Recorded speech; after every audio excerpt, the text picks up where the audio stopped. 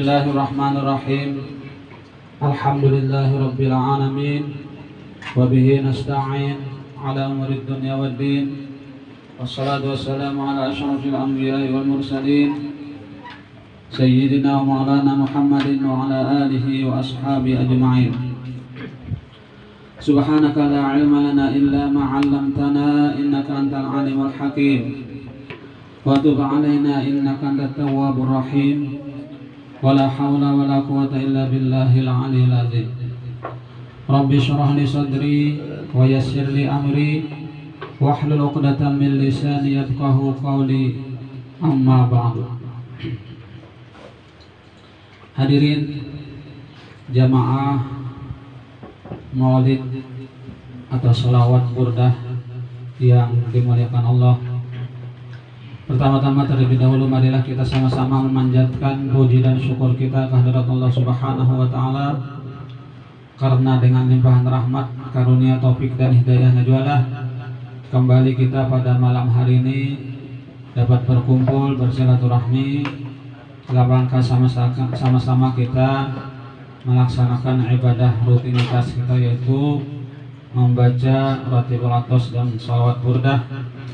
Kemudian kita sambung dengan sama-sama menuntut ilmu agama. Salawat serta salam semoga pula senantiasa tercurah kepada uswatun hasanah kita, junjungan kita Nabi besar Muhammad SAW, pada keluarga beliau, sahabat beliau, dan orang-orang yang senantiasa mengikuti jejak langkah beliau ila yaumil qiyamah. Hadirin jamaah sholawat burdah yang dimuliakan Allah, pada malam hari ini kita mengulang sedikit ya. Kemarin itu kita tidak ada dokumen untuk ini, jadi kita ulang sedikit karena ini pekerjaan penting, pekerjaan dalam sholat. Qala al-mu'allif rahimahullahu ta'ala wa nafa'ana bihi wa bi'ulumi bid-dharain amin. Pekerjaan dalam sholat. Pekerjaan dalam sholat ada 3 ya. Yang pertama itu rukun. Kalau ketinggalan rukun dalam sholat, sholatnya tidak sah. Kemudian yang kedua sunat ab'ad. Kalau ketinggalan ditutup dengan sujud sahwi. Dan yang ketiga sunat hayat. Kalau ketinggalan tidak apa-apa. Nah, rukun sholat ada 13. Kalau kita ketahui, yang pertama niat beserta takbiratul ihram. Niat itu beserta takbiratul ihram, artinya mengatakan niat itu ketika kita takbiratul ihram. Yang kedua takbiratul ihramnya itu sendiri. Yang ketiga berdiri bagi yang puasa. Yang keempat membaca Fatihah. Yang kelima ruku beserta tumakninah. Yang keenam i'tidal beserta tumakninah. Yang ketujuh sujud serta tumakninah. Yang kedelapan duduk antara 2 sujud. Yang kesembilan duduk tasyahud akhir. Yang kesepuluh membaca tasyahud akhir. 11 bersolawat atas Nabi pada tasyahud akhir. Yang ke-12 memberi salam yang pertama. Yang ke-13 tartib, artinya menurut aturan-aturannya, berurutan udah kita. Nah, itulah rukun sholat ada 13. Nah, kemudian rukun sholat yang 13 itu terbagi 3 lagi. Yang pertama rukun qalbi namanya. Rukun qalbi artinya yang bertalian dengan hati, berhubungan dengan hati, yaitu niat. Nah, jadi niat itu di dalam hati, itu rukun qalbi namanya. Yang kedua rukun qauli, seperti takbiratul ihram, Allahu Akbar. Ada berapa hurufnya? Ada Ada berapa? Ada 8. Allahu 4, Akbar 4, 8. Nah itu telinga kita harus mendengar, karena ini rukun kauli, rukun bacaan. Kemudian membaca Fatihah. Nah ini rukun kauli juga. Telinga kita wajib mendengar tiap bijian huruf yang kita sebut, apa yang kita sambat, kita ucapkan dalam surat Al-Fatihah. Jangan kukurimit aja ya, akan mendengar. Kemudian kecuali orang yang masbuk. Kecuali orang yang masbuk. Arti masbuk ini tajudi. Ya kah, misalnya takbir takbiratul ihram Allahu Akbar, lalu imam ruku, kada saut lagi kalau baca Fatihah tah. Nah, langsung ruku karena Fatihah tadi sudah dijamin imam. Nah, itu orang yang masbuk. Jangan hetang membaca Fatihah, ya kah? Apalagi membaca yang lain-lain, wajah tuh semua dibacanya juga. Gimana? Ketinggalan kan? Nah, itu orang yang masbuk. Artinya dikecualikan Fatihah itu dijamin oleh imam tadi. Tanggungan imam. Karena ada hadis Nabi, hadisnya la sholata liman lam yaqra bi Fatihatil kitab. Artinya apa? Tidak sholat, tidak dinamakan sholat bagi orang yang tidak membaca Fatihah. Artinya kada sama aja, kada sholat, orang bapak namanya sombahyang tapi kada membaca Fatihah. Nah kecuali tadi orang yang masbuk tadi ya kan, karena itu masbuk ketinggalan kemudian. Kemudian rukun kauli membaca tasyahud akhir. Rukun kauli juga. Nah ini kita harus mendengar juga telinga kita. Mulai at-tahiyyatul mubarakatus sholawatut thayyibatulillah sampai asyhadu an la ilaha illallah wa asyhadu anna muhammadar rasulullah. Nah itu tahiyat karena tasyahud akhir. Termasuk sholawat ya kan? Nah sholawatnya ya juga termasuk juga. Sholawatnya termasuk rukun juga tasyahud akhir. Nah kemudian salam yang pertama. Nah, salam yang pertama, nah itu rukun juga tuh. Artinya kada boleh ditinggal. Ya kan? 3 yang setinggalnya, artinya yang lainnya daripada itu adalah rukun fi'li. Artinya rukun perbuatan, ya kan? Perbuatan. Kayak berdiri betul, perbuatan, ya kan? Ruku perbuatan juga, tidak perbuatan. Bas itu sujud perbuatan, duduk antara sujud perbuatan. Nah itu artinya namanya rukun fi'li, ya kan? Rukun qalbi, rukun qauli, rukun fi'li. Nah itu terbagi rukun yang 13 itu tadi ya kan? Terbagi 3 itu. Kemudian satu penjelasan niat. Niat itu letaknya di hati. Apabila sembahyang fardu, wajib pada niat itu 3 macam. Apabila sembahyang fardu, wajib pada niat itu 3 macam. 1. Sengaja mengerjakan sholat, usollinya, ya kan? Yang kedua, menentukan sholat yang dikerjakan. Sholat apa? Yang ketiga, meniatkan bahwa sholat itu fardu. Seperti ku perbuat sholat fardu zuhur. Nah ini bahasa Indonesia ya kan? Kalau bahasa Arabnya tadi ya usolli fardu zuhri. Aku sembahyang fardu zuhur. Artinya adalah, nah jadi kita niat itu niat kita bahasa Indonesia ya kan? Aku sembahyang fardu zuhur misalnya. Nah itu yang wajib tuh. Qasad ta'arud ta'yin ngarannya tuh ya kan? Qasad ta'arud ta'yin.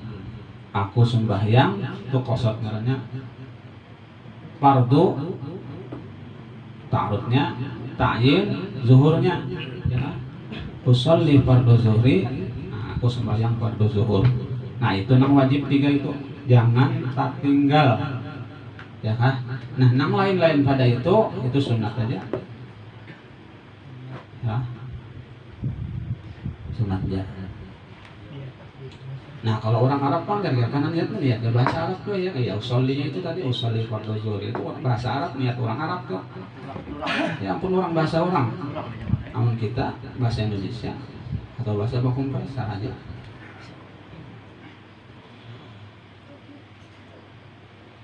Disunatkan pada niat itu, nah yang sunat-sunatnya. 1, menyebut bilangan-bilangan rakaat, itu sunat ya. Artinya muka data buat bang, kada apa aja ya kan. Cuman kada mendapat pahala sunat. Yang kedua, mendatangkan menghadap kiblat, mustaqbilal kiblatinya ya, menghadap kiblat, sunat juga. Yang ketiga, mendatangkan adaan atau kodoan. Adaan itu artinya tunai ya. Aku sembahyang fardhu zuhur misalnya 4 rakaat menghadap kiblat tunai.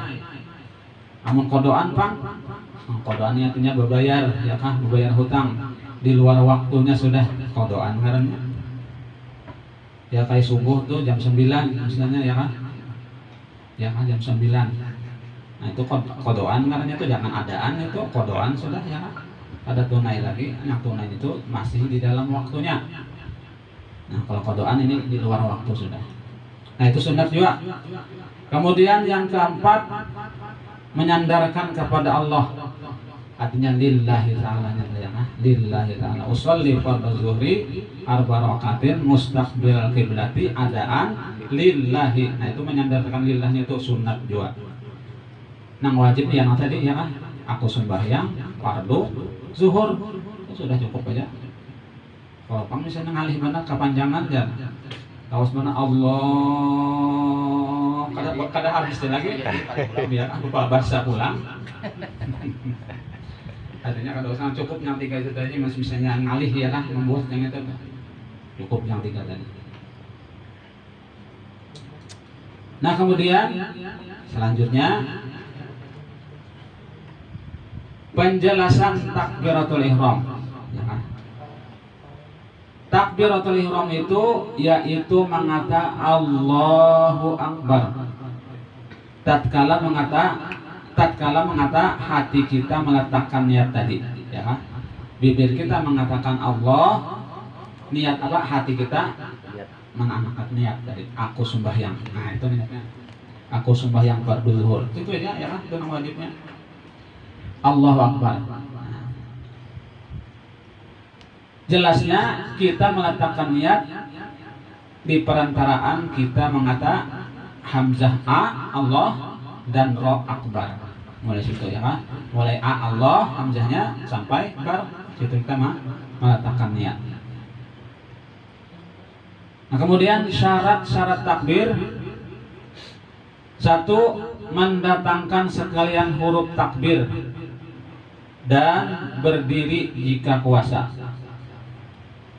2, lafaz takbir dapat didengar olehnya sendiri jika baik pendengaran dan tiada ada gemuruh. Nah, kita harus mendengar karena itu rukun qauli tadi, rukun bacaan. Kita harus mendengar ya kan? Jangan tertinggal. Kayak mana tertinggal misalnya Allah bar, ya misalnya ya kan? Langsung bar aja. Kata ya, atau Allah Akbar hanya kata. Jadi Allahu Akbar ujung-ujungnya ya kan.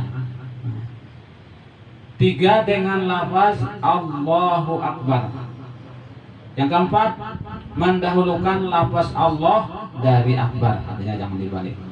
Yang kelima, dengan bahasa Arab, jangan bahasa Indonesia ya kan. Ya, jangan bahasa Indonesia. Yang keenam, hamzah Allah dan ba akbar tidak dipanjangkan. Artinya jangan dipanjangkan hamzah Allah tadi. Bagaimana panjangnya? Allah, ya, panjangannya atau akbar. Panjang tak ya akbar. Atau barnya dipanjangkan akbar. Boleh ya. Yang ketujuh, ba akbar tidak ditasdidkan. Akbar ditasdidkan, tidak boleh. Yang kedelapan, antara lafaz Allah dan lafaz akbar jangan ditambah waw. Kayak mana misalnya waw?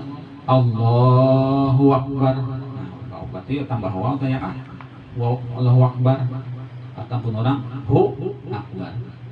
Kemudian yang kesembilan, jangan ada dhamir munfasil antara keduanya. Dhamir munfasil itu artinya Allahu akbar. Maksudnya huwa ya kan? Ada dhamir nama situ. Allahu akbar. Ada dhamir huwa ya antara Allah dan barnya. 10, sebelum lafaz Allah jangan ditambah waw.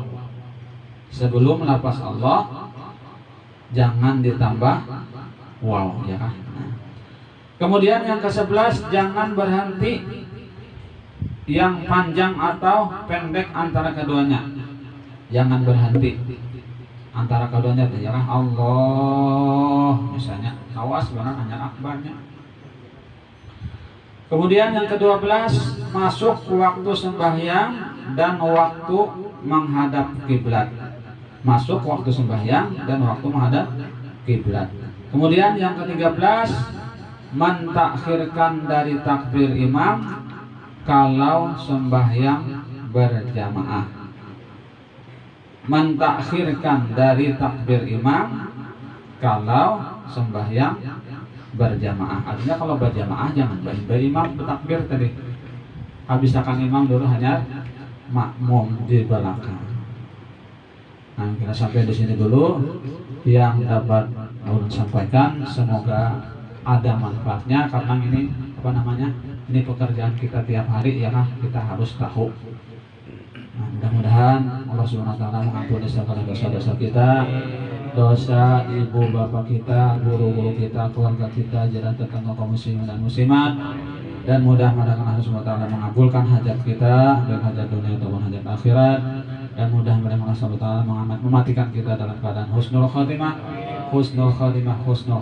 amin amin ya rabbal alamin.